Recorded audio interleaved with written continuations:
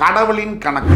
ஆக சிம்ம ராசியில் பிறந்தவர்களுடைய வாழ்க்கை துணையை பார்த்தீங்கன்னு சொன்னால் கல்யாணம் பண்ணும்போது சாதுவாக தான் இருப்பாங்க.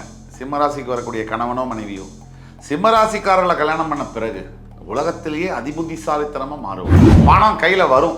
எவ்வளவு பணம் வந்தாலும் பிறப்போட ரகசியமே பணம் கையில் தங்கிறதுக்கு தடுமாறும். இந்த வீரம் விவேகம் ரெண்டுமே ஒன்றா இருக்கும்.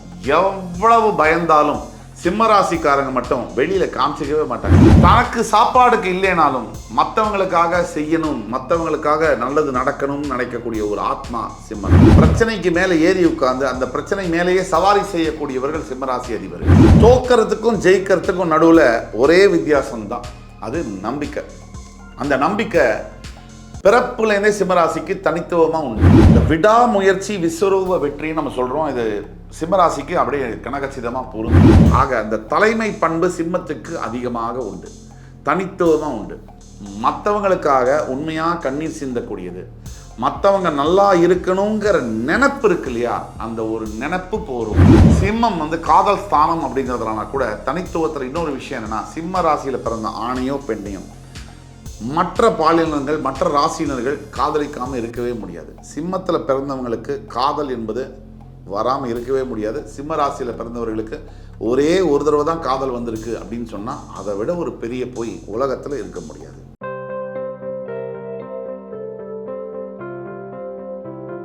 வணக்கம். நல்ல நேரம் நிகழ்ச்சியின் சார்பாக அத்துணை சப்ஸ்கிரைபர்களையும் எல்லா அன்பு உள்ளங்களையும் எனது நண்பர்களையும் வருக வருக என வரவேற்பதில் பெருமகிழ்ச்சி கொள்கிறேன். வக்ரதுண்ட மகாகாய சூரியகோடி சமப்பிரபக அவிக்னம் குருமே தேவ சர்வகாரியேஷு சர்வதா. தென்னாட்டுடைய சிவனே போற்றி, எந்நாட்டவர்க்கும் இறைவா போற்றி. நண்பர்களே, இந்த புத்தம் புதிய வீடியோவில் உங்கள் அத்துணை பேரையும் சந்திப்பதில் மிக்க மகிழ்ச்சி கொள்கிறேன். கடவுளின் கணக்கு நாம் போடுறோம் 1000 கணக்கு. இவங்க இப்படி, அவங்க அப்படி, இது இப்படி, இது அப்படி, இது நமக்கு இப்படி வரும், இப்படி பண்ணால் அப்படி போகும், இப்படி 10,000 கணக்குகள், லட்சம் கணக்குகள் மனசில் போடுறோம். ஏன்னா நம்ம பிளான் போடுறோம். இதில் சில பேர் வஞ்சம், போட்டி, பொறாமை, கெட்ட எண்ணங்கள், கண் திருஷ்டி, இப்படி பலது மற்றவங்க மேலே. அடுத்தவன் ஆடி கார் வாங்கினா நம்மளும் வாங்கிக்கணும், அவங்க சூடு போட்டால் நம்மளும் போட்டுக்கணும், மொட்டை மாடியிலேருந்து குதிச்சா நம்மளும் குதிக்கணும். இந்த மாதிரி குணாதிசயமுடைய பல பேர் இருக்காங்க இந்த ஊர்லேயே. இதுக்கு மத்தியில் நல்ல வாழ்க்கைனா என்ன, புரிஞ்சுக்கிறதுனா என்ன, நிம்மதினா என்ன, இந்த மூணுத்துக்கும் நேரடி சம்பந்தம் இருக்குது. நம்ம புரிஞ்சுக்கிட்டோம்னா நமக்கு நல்ல வாழ்க்கை அமையும், நிம்மதி இருக்கும். அவ்வளோதான், சிம்பிள் வாழ்க்கை. நம்ம புரிஞ்சிக்காமல் போகிறதுனால தான் நம்ம வாழ்க்கையில் உள்ள எல்லா பிரச்சனைகளும் நமக்கு தவிச்சிக்கிட்டு இருக்கும். அப்போது தவிச்சிக்கிட்டே இருக்கும், ஆனால் உணர்றது இல்லை. இது ஏன் இப்படி தவிக்கிறோம் அப்படிங்கிற உணர்வு நமக்கு இல்லை, யோசிக்கிறது இல்லை.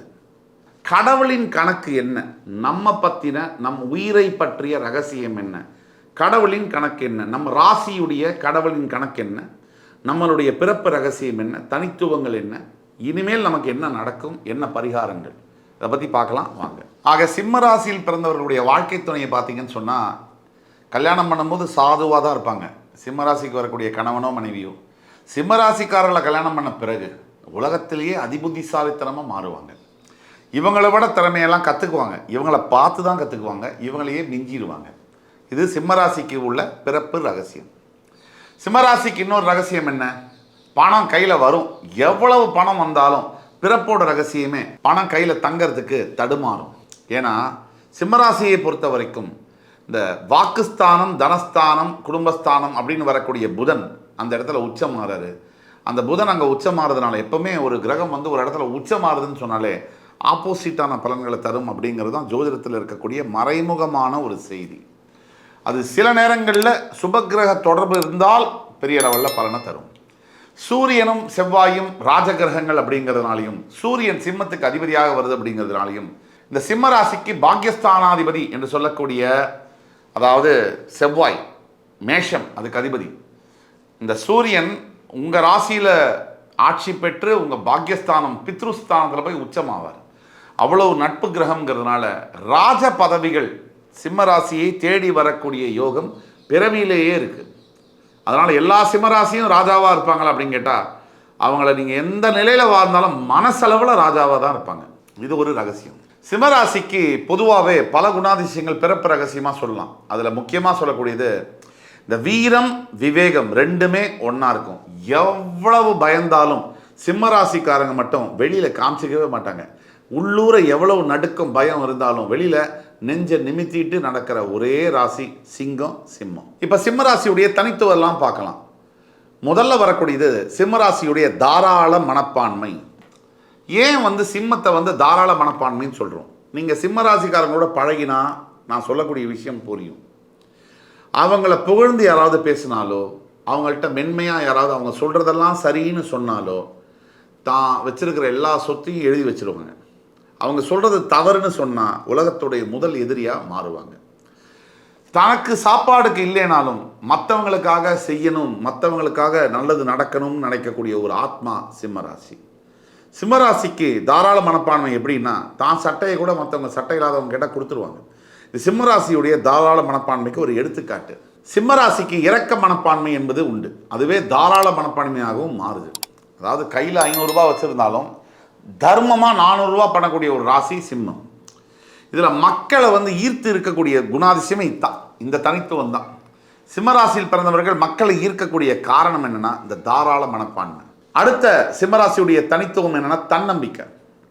சிம்மராசியை போல ஒரு நம்பிக்கை உள்ள ஒரு ஜீவனை பார்க்க முடியாது. எந்த கஷ்டம், எல்லாருக்கும் கஷ்டம் உண்டு. கஷ்டம் இல்லாத உயிரினங்கள் மனிதர்கள் இருக்க முடியாது.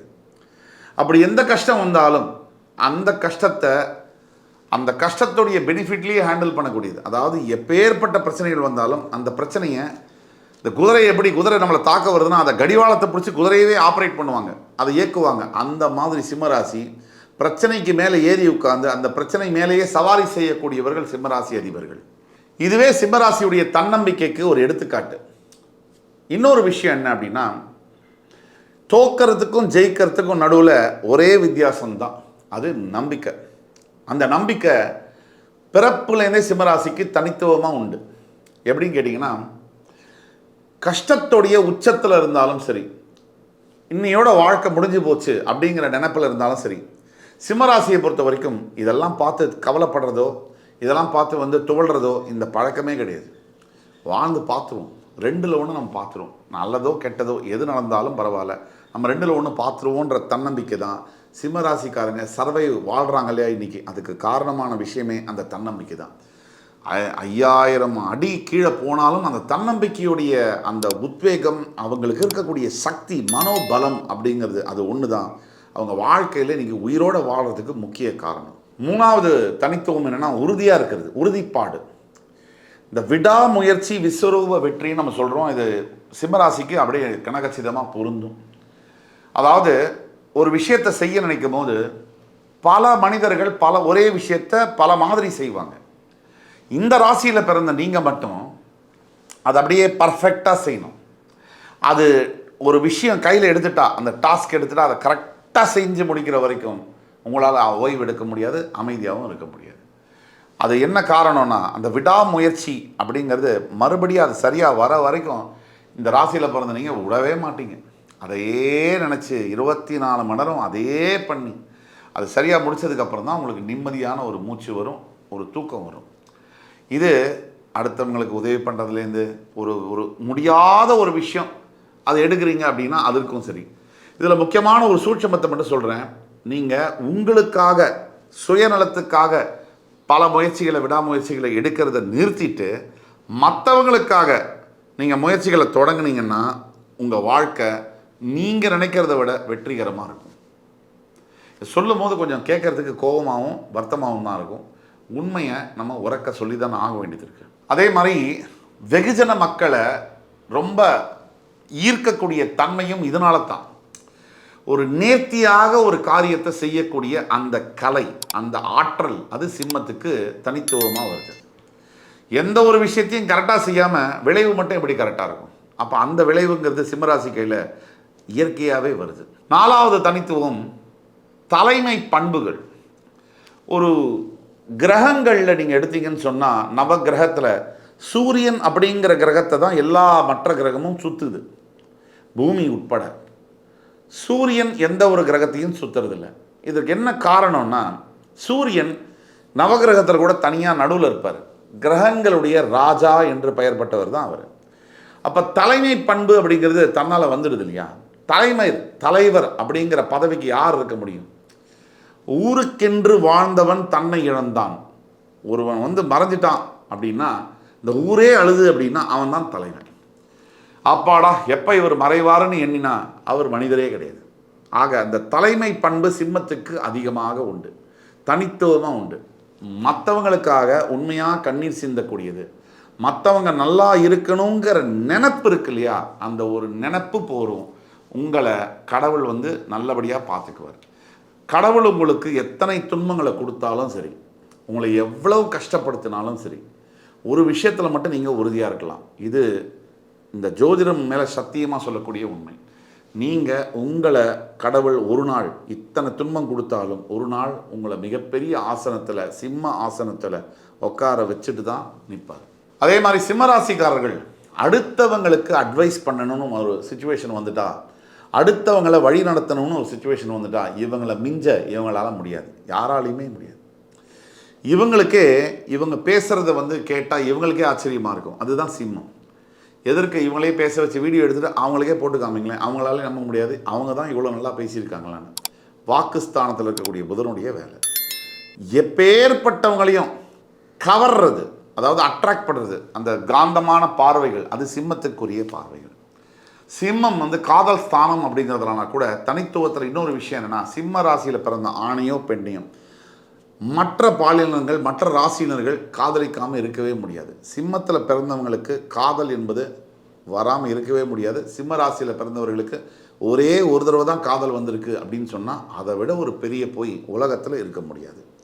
சிம்ம ராசிக்காரங்களை பார்த்து மற்றவங்களுக்கும் காதல் அதிகமாக வரும், சிம்ம ராசிக்கும் மற்ற எல்லா ராசிக்காரங்களையும் பார்த்து காதல் வரும். இப்போது சிம்ம ராசிக்காரங்களுக்கு இதுமேல் இதுதான் நடக்கும். கடவுளோட கணக்கு இதுதான். இப்போ அஷ்டமசனி காலகட்டம் நடந்துட்டுருக்கு. சிம்ம ராசிக்கு ராசியில் கேதுவும் 7ல் ராகுவும், அதாவது கண்டகஸ்தானத்தில் ராகுவும் இருக்காங்க. ராசியுடைய 11ஆம் இடத்துல இருக்க குரு அதிசாரம் பெற்று இப்போ 12ஆம் இடத்துல டிசம்பர் 3ஆம் தேதி வரைக்கும் இருக்கார். இப்போ சிம்ம ராசியை பொறுத்த வரைக்கும் எப்பேற்பட்ட கஷ்டங்கள் இருந்தாலும் அஷ்டம சனியுடைய தாக்கம் என்பது இல்லாமல் இருக்க வாய்ப்பே இல்லை. இனிமேல் இதுதான் நடக்கும். சுவர் இருந்தால் தான் சித்திரம் வரைய முடியும். இப்போ சிம்ம ராசிக்கு இனிமேல் என்ன நடக்கும்? உடல் ஆரோக்கியத்தில் ரொம்ப கவனமாக இருக்கணும். பிரச்சனைகள் அடிக்கடி உடல் ஆரோக்கியத்தில் வரக்கூடிய வாய்ப்புகள் இருக்குது. உடல் ஆரோக்கியம் சம்பந்தப்பட்ட விஷயத்தில் கேர்லெஸ்ஸாவோ கவனக்குறைவாவோ இருக்கக்கூடாது. அப்போது அதை கவனிக்கணும். அதே மாதிரி இதுவரைக்கும் சேர்த்து வச்ச காசெல்லாம் கற்பூரம் காற்றுல கரையிற மாதிரி கரையுதே அப்படின்னு நினச்சி வருத்தப்பட வேண்டிய அவசியம் இல்லை. அது திருப்பி மறுபடி 10 மடங்கு சம்பாதிக்கக்கூடிய யோகமெல்லாம் வரும். ஒரு வருஷம் பொறுத்துக்கிட்டு தான் இருக்கணும். சிம்மராசிக்கு இனிமேல் என்ன நடக்கும்? எல்லாமே கெட்டதா அப்படின்னா சத்தியமாக இல்லை. சில நல்லது நடக்கும். சில நல்லதில் என்ன நடக்கும் அப்படின்னா, சில அனுபவங்களை கொடுக்கும். வாழ்க்கையில் நம்ம எல்லாம் நினைக்கிறது என்னென்னா, பணம் வந்தால் நல்ல நேரம், பதவி வந்தால் நல்ல நேரம், அப்புறம் கல்யாணமானால் நல்ல நேரம், குழந்தை பெற்றா நல்ல நேரம், வீடு வாங்கினா நல்ல நேரம். கிடையவே கிடையாது. எது ஒரு மனுஷனுக்கு நல்ல நேரம் தெரியுமா? ஆஸ் அ பர்சனாக, மனிதனாக நம்ம உயர்வடைகிறோம்ல, நம்ம சிந்தனையில் உயர்வடைகிறது, நம்மளுடைய செயல்களில் உயர்வு தன்மையை பெறுறது, நம்மளுடைய பேச்சில் உயர்வடைகிறது, இதுதான் உண்மையான நல்ல நேரம். இந்த 3 எப்படி வரும் அப்படின்னா, சிந்தனையில் உயர்வும், பேச்சில் உயர்வும், செயலில் உயர்வும் எப்போ வரும் அப்படின்னா, அனுபவத்தின் மூலியமாக தான் வரும். அனுபவத்துடைய குழந்தை தான் உயரிய சிந்தனை, உயரிய பேச்சு, உயரிய செயல். இப்போ அனுபவங்கிற தாய், அந்த தாய் இப்போ உங்களை பாராட்டிகிட்டு இருப்பாள். அனுபவம் கொடுத்துக்கிட்டே இருக்கார் சனீஸ்வர பகவான். அப்பாவாக இருந்து அனுபவத்தை கொடுக்குறார். இந்த அனுபவம் பெறக்கூடிய காலகட்டங்கள். இவர் யார்? சரியான உறவா, நல்ல நண்பனா இல்லையா, உண்மையான மனைவியா, கணவனா இல்லையா, நம்ம குழந்தைங்க நம்மளை காப்பாற்றுவாங்களா, உண்மையாக பண்ண மாட்டாங்களா, பேச்சு தான் பேசுகிறாங்களா, நம்ம ஒர்க் பண்ணுற கம்பெனி நமக்கு விசுவாசமாக இருக்காங்களா இல்லையா, நாம் விசுவாசமாக இருக்கோம், அவங்க விசுவாசமாக இருக்காங்க இல்லையா, எல்லாத்தையும் படம் போட்டு காமிக்கக்கூடிய நேரம் தான் இந்த நேரம். இந்த அஷ்டம சனி காலகட்டங்கள் எல்லாரும் நினைக்கிறது 7.5 சனி, அஷ்டம சனினா நமக்கு ஒரே பிரச்சனை, சங்கடம், நம்மளால் கஷ்டம், துயரம்னு நினைக்கிறோம். அது உண்மை இல்லை, அது பொய். இந்த காலகட்டங்கள் தான் அடுத்து நம்ம வாழப்போகிற 40 வருஷ வாழ்க்கை, 50 வருஷ வாழ்க்கைக்கு அடித்தளம் அப்படிங்கிறது தான் உண்மை. ஏன்னா அனுபவம் வந்தால் தான் வாழ்க்கையை வாழ முடியும், பிரச்சனைகளை கையாள முடியும், சரியான சிந்தனை வரும், சரியான முடிவுகளை எடுக்க முடியும். அந்த பாடத்தை சொல்லக்கூடிய முக்கியமான காலகட்டங்கள் தான் இந்த அஷ்டம சனி காலகட்டங்கள், ஏழரை சனி காலகட்டங்கள்.